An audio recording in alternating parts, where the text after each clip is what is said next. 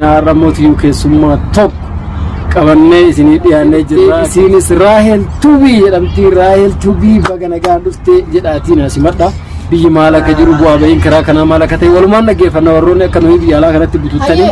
Hordoftoota fi kabajamtoota Nuuriyaa Tubii akkam jirtu harka fuunee ana dandeessaa Raahel jettanii sarchi gootanii argattu chaanaala kiyya Saidoon akkuma beektanii gaafan deemu warreen nagaggeessan meeshaa nafaana gurguraa turani. Nuuriyaa Tubii yookiin Saidoon maaliif akkana yaame hin beeku waan ta'eef dura affeerradha.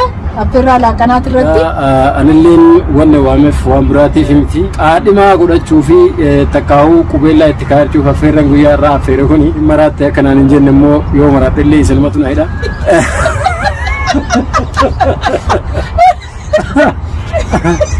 Isilleen gammachuu qabdira fakkaate. Gammachuu guddaa tokko qabdi.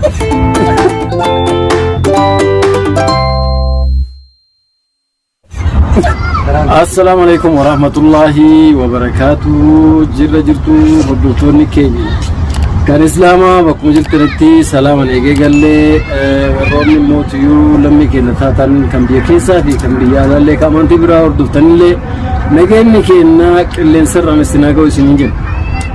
Egaa hordoftootaa fi kabajamtoota keenya channelli Nuuriyaa Tubii akka banamee baatii afurii falakkaa inshallah koosee jira. Yeroo marbiraan kimaal isin jigina Ramooti UK summa top qabanne isinii dhiyaannee jirra. Keessummaan sunillee eenyu jettanii nama yeroo mara beekama yuutuubara namitti irrattu mul'atu. Garuu namni kunarraa seenaa addaatiin gaafii deebii akka gaafii deebiitti isinii dhiyeessuuf deema. Warroonni channel Nuuriyaa Tubii asuma wal bartanii ni beektan jedhee yaada. Keessummaan kennallee yeroo dhiyoo kana keessa biyya amma biyya baqaa waliin jiru kanarraa gara biyyaatitti imaltee turte geggeessaa jabaadhaan geggeeffamtee gara biyya abbaa ishee galtee haadhaaf abbaa ishee ilaaltee dhufte. Isinis Raahel Tubii jedhamti. Raahel Tubii baga nagaa dhufte jedhaatiin asimadha. Amma isiin nagaa isin gaafattu kallattimaa wanni maal akka ta'e maal akka gaafannu biyyi maal akka jiru bu'aa ba'iin karaa kanaa maal akka ta'e walumaan dhaggeeffannaa warroonni akka nuyi biyya alaa kanatti bututtanii kallattimaan Raahelitti isin dabarsaa. Assalaamu alaikum. Hayyee hordoftoota fi kabajamtoota Nuuriyaa Tubii akkam jirtu harka fuunee anaa dhufu isin jedheera. Kanaaf Raahel Tubiirraa karaa Raahel Tajiititti jijjiireera. Chaanaala kiyyaa Tubii kan jedhu Tajiitiin jijjiire. Maaliif Raahel Tubii warri kan jedhu baay'eetu jira. Sarchii na gochuu hin dandeenye warreen na barbaaduudhaaf yookiin immoo haaraatti subscribe gochuu dandeessaa Raahel jettanii sarchi gootanii argattu chaanaala kiyya. Asumaan ka har'a Nuuriyaa Tubii irratti walagarreerraa Nuuriyaa Tubii yookiin immoo Saidoon akkuma beektanii gaafan deemu warreen nagaggeessan meeshaa nafaana gurguraa turani. Deebineeti ka har'ammoo maaliif waliin agarree jennaan ka walagarree sa'aatii laaqanaat irratti walagarree laaqanaat irraa kaasne hanga dhaqee makriiba ga'utti amma naannoo sa'a 11 bahiiti adiiqaa jiruun isiniin jedha. Kanaaf ka Nuuriyaa Tubii yookiin Saidoon maaliif akkana yaame hin beeku waan ta'eef dura affeerradha. Affeerraa laaqanaat irratti amma lammaffaa irratti garuu maaliif akkana yaame hin beekne karma isaaniittiin isin dabarsa. Egaa hordoftootaa fi kabajamtoota keenya egaa anilleen wanne waameef waan biraatiif miti isinilleen asumaan na gargaartu. Qaadhimaa godhachuu fi takkaa'uu qubeellaa itti kaa'achuuf affeerran guyyaa irraa affeere kuni hin maraatte akkanaan hin jenne immoo yoo maraatte illee isalmatu naayidha.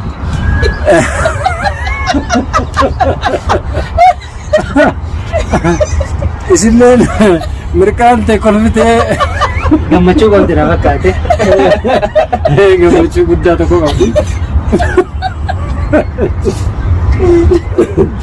Egaa hordoftoota keenya egaa silaa waluma duraanuma boorsaa kana takkaa'u telefoona kana nagadhiifti isillee mirqaantee jirti. Faanni bareeduma fakkaata Oromoo faana lallata. Kanaaf gaa Raahel Tubiin nama jabaa mallee nama yuutuubara kanarratti taatee adda addaa akka gaariitti mul'isuu danda'u. Namoota birallee namoonni fakkeenyaaf nutummaan kun isirraa fakkeenya fudhannee gara chaanaala kanaatitti dhufuu dandeenye. Raahel nama jabaadha, nama Oromoon qabdu, nama ammas waa uumuu danda'uu fi waan adda addaa tokko hojjechuu danda'u nama tokko jechuudha. seenaa isii akkanatti haasofnee finnu har'a karuu akkuma isin jette ka walgeenneef affeerraa laaqanaati affeerraa laaqanaa oduma namni biyyarraa dhufe kun waa hedduu wal gaafataa kolfinee bashannanee taphannu sa'aatiin asirratti ga'e amma gaaraa'el biyyarraa kaatee dhuftee biyyi keenya maal keessa jira maal akka jedhu walumaan isinillee nama waliin gaafattanii Raahil mee dura baga nagaan gara biyya abbaa keetii deemtee gara ammallee biyya jireenya kee keessa dabarsitee biyya Yamanitti magaalaa sanaatti nagaan deebitee jennaan gaa. Dura Raahilitti hin dabarre anis gaa nagaa gaafadhe. Maamad illee wal baraa. Asuman na irraan fadansi barcarraa naa kenne dheetiin osoo jechuun jiru na gara kutee. Ana marri sima keessummeessuu fi xiqqoo shaagalu jira. Maali ana kana meeshaa wayii see taasisan. Yoo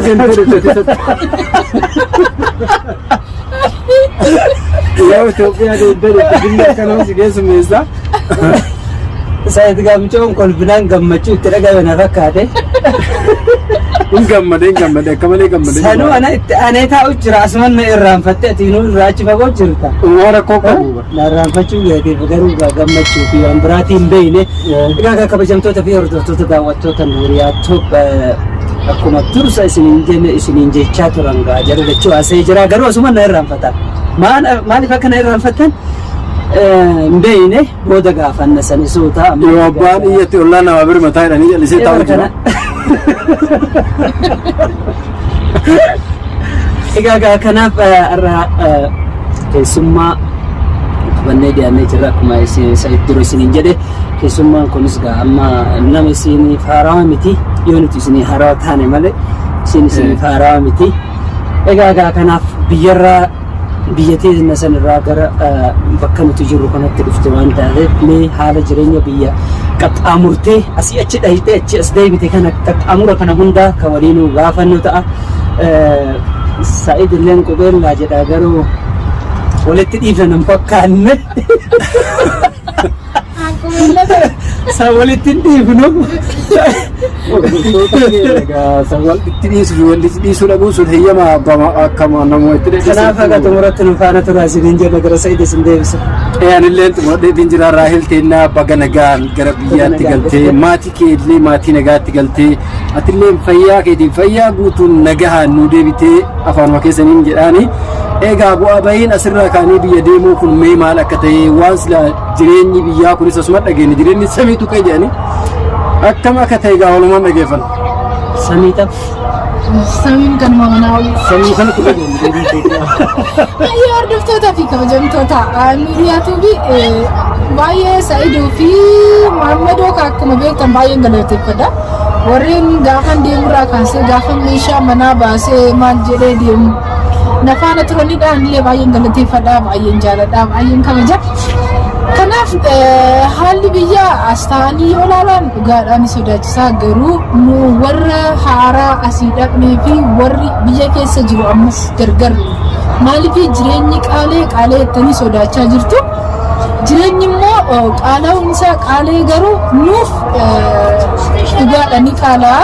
Warreen kun maaliif jalarra step by step yookiin immoo sadarkaadhaan fakkeenyaaf kan akka uqubii kan akka gurmaa'insaati jira wantoota akkasiitiin warri liistiroo dalaguu warri mana shaayii warreen kana fakkaatan bakka kutaniiru baay'ee fagaataniiru nu garuu warri biyya arabaa keessa jirru ni nyaannaa ni dhugnaa ni uffannaa. Kanuma gaafa dhaqnee biyya deemnu maaliif akkana isin jedhee gaafa dhaqnee biyya keenya deemnu nama san biratti nu gumaamaa yookiin immoo hiyyeessa akeerratti isin jechuu danda'a. Maaliifin nu jireenya kaleessa rakiishaa saniitti barnee kanaaf warreen kun asii anumatu jira suufii malee nu fedhaadha Maammal kun asii suufii malee mustahii jechaadha. Kanaaf warra akkanaa kanaaf yookiin immoo ana akka kiyya kun akkama biyyuma arabaa keessatti chastii baastee asuma ana jira jettee maal ta'u kudhannu uffattu jijjiiraa ooltu kan akka Raahelii jechuudha. Ani nama turne asumaan illee kan akka Muhammad Kabuyyuu Batlaa Diimaa Batlaa Duraatti uffatu kana Oona nu fadhan akka jiruufi suufii kan jedhu kanaafis ergaan qaba. Suufii waggaarra lama hodhisiifatee kan baatirraatti nodhisiifatu kuma 30 yookiin $50 san asumaan akka baankii kaawwatu ergaan dabarsaa fi isin jira. Kanaaf keessatti warri shamarranii yookiin immoo kan akka kiyyaa kuni waan salphaa isinitti fakkaatina biyyatti galanii taa'uun ni ulfaata. Maaliif jettee Raahelinaan jechuu dandeessu? Ani gizeen dura biyyan galiin dubbachuufillee natti ulfaata. Garuu ani duras biyya galuuf yaadan qabu. Hojii rabbii kana heerumee waaqayyo ilmoo naa kenne biyya na galchee galatoom ammallee galanni kiyya dachaadhaan inni isin jira hordoftoota kiyya. Biyya keenya arguu jechuun baay'ee ulfaataadha. Warra mana qabuuf meeshaa manaa bituunillee yoo maallaqa hin qabaatin meeshaa xiqqoo wayii jira itti jiraachuudhaaf maallaqa sin barbaachisan. Immoo warri kaleessa waggaa 10 yookiin 8 dura baane kun jireenya biyyaatti ittiin barru dhugaadha. Garuu biyya keenyatti wanti godhan nan dalaga yoo jettee afamansiiste ni dalaga. Maaliif biyyi keenya amma sa'aatii kanatti Awurooppaadha. Jireenyi qaaleettanii sodaata. Maaliif Awurooppas jireenyi qaalee jira. Garuu hojii uumuu fi yookiin immoo wanti hojjetan yookiin advaanteejota baay'eetu jira jechuudha. Biyyoota guddatan keessatti meemma hojiin nuti uumnu biyyoonni gurguddatan waan akka konkolaataa waan akka xayyaaraa dalagaa nuti maal dalayna biyya irraa moo dhokkarraa waan dalayna. Ati yoo galte ooyiruudhuma abbaa kee kanaaf ooyiruudhuma abbaa keessanii xiqqoodhuma irratti jabaattanii qottanii yoo nan jabaadheettanii jiraattu. Inni sinin jedha garuu duroo of amansiisudha malee akkuma Raahelitti fi akkuma Mahammaditti dhiirris mataa micciiree akkuma Raahelitti baalxoo 5 fi shaarbii 10 warri jijjiiranii baay'ee ulfaataadha. Kanaaf Raahel fakkeenya isinii taati nama biraan tuqne akkasiin isinii taa'aa isin yookiin maallaqa baay'ee qabaachuu dandeechuu tijaara ta'uu dandeechuu. Ani garuu amma mucaa kiyya bichaan qaba. Kanaaf isin jaa warreen akkana kanatti isinitti jireenya ulfaachuu danda'a. Warra immoo isin jettaniituma bilbilaan onlaayinii irraa maallaqa buufattanii isinittis ni ulfaata. Warra gajjadee daran isinitti ulfaata. Daran isinitti ulfaata. Warra magaalaa keessa deemee waa diddibatee yeroo ofii gubutti sirriidha. Jireenyi Itoophiyaa qaali ammas gadi fageessee wanni ni kan akka keenya magaalaa galtee meeshaa nuti baadiyyaa gallaa. Ani maatiin kiyya guutuun baadiyyaadha. Haadha abbaa kiyya magaalarra jiraatu malee karri jiraatan parsantiin 98 baadiyyaarra jiraatu. Jireenyi baadiyyaallee qaaliidha. Jireenyi baadiyyaa qaalii oduu hin ta'in jireenya baadiyyaa san itti gadi buutee dalaguuf madaabaraa tokko bituudhaaf irra kuma meeqan bitta madaabaraa tokko xaafirra facaasuudhaaf jechuudha. Kanaaf wantoota akkanaatiif maallaqaa fi maallaqa bichaa osoo hin ta'in sammuus hin barbaachisa malee akkanumaan shamizii addeechanii karaarra yoo deeman bakkee hundattuu kisaaradha. Kanaaf hin jira bu'aa ba'iin kan koo kan asii adan ga'ee adan irraa Itoophiyaa ga'ee akkana deebi'ee fi maallaqni hangam akka ta'e warri as jirtan qaamaa adan irraa kan asii jira waraqaa baasu jira aqlalaara yookiin bulchaa gandaati irraa kaasee ismii dhaqee waraqata baasisuu shaadal milaadii baasisuu fi yookiin immoo yookiin guddaa ministeerii dhaqee kana fichisiisuudhaaf sa'aatiin lamaayyuu nan ga'u maaliif fi hordoftoonni fi kabajamtoonni keenya sa'aan lamaa nan ga'u viidiyoo ittaanni walitti dhufna. Kanaaf haalli jireenyaa sa'aatii kanatti kan biyyaa kana fakkaata. Biyyi keenya baay'ee bareeddee jirti.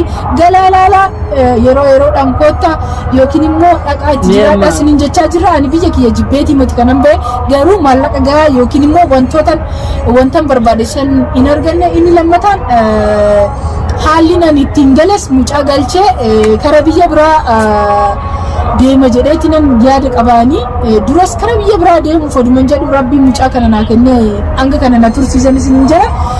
Yoo danda'ame inshaallah yookiin Awurooppaa yookiin Ameerikaa irratti wal agarra waggaa lamaan booda jechaan jira. Inshaallah waan rabbi fiduun beekuun isiniin jedha. Garuu biyyoota arabatti immoo darbuuf hawwiin qabu mustahii. Inni isiniin jedha hordoftoonni Nuuriyaatuu fi Galatoomaa kanuma irratti fixeera. Egaa hordoftootaa fi kabajamtoota Nuuriyaatu guyyaa har'aa qophiin keenya isin waan xiqqoo kan isin biraan geenye malee Raahilii wajjin godhaa turre waan hedduudha. Ammas Raahilii gaafii kenna tanumatti oduun dhaabne isillee nama kanarraa dhufee waan ta'eef dadhabdee sa'a dheeraa haasa'uu waan hin dandeenyeef Raahiliin akkuma simannatti baga nagaan gara biyya abbaa keetti abbaa keenyatti deemtee nagaan nu dhufte jechuudha hordoftoota biraan ga'uu fi viidiyoo kana waraabne bu'aa ba'iin karaa kana deemsi karaa kana maal barbaachisaa maal akkam nama gaafatu jireenyi biyyaa maal akka ta'e akka kanatti dhon ta'in akka gaariitti gabbuutee isinii akka ibsitu viidiyoo biraa keessatti inshallah abdii qabna walitti deebinu ta'a akka gaariitti qopheessinee waraabne isinii qopheessinaa ardhaaf immoo tiyyuu kanuma nuuf jaaladhaan irraa fudhadhaatti raahilillee baga nagaan deebite nuun jedhaanii komentii jalatti nagaa gaafadha yaada haasofnu kanarratti immoo tiyyuu hirrinni yoo jiraatillee nu jajjabeessaa isiniin jenna.